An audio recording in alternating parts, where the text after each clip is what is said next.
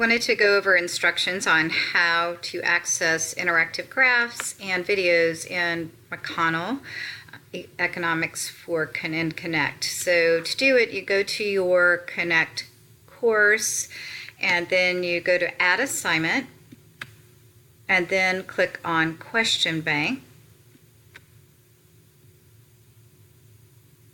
Once you're in the question bank, when you go up to Select Question Source, go up to this top drop-down menu.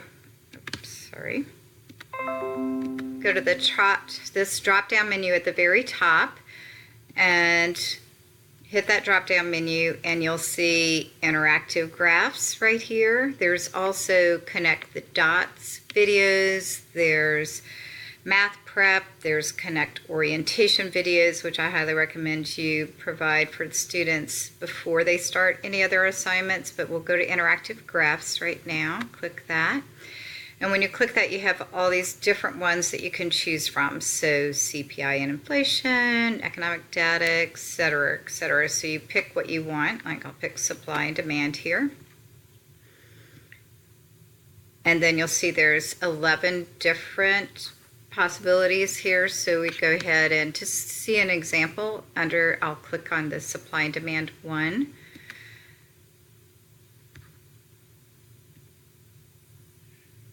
And here you go. Now here's the interactive graph right here. And then there'll be questions associated with it, a worksheet associated with that graph. And the students with the interactive graph, they're able to kind of adjust the graph, with a sliding bar and everything, adjusts how it works so that they can see the impact of adjusting different values on the graph. So that's how you get to the interactive graphs.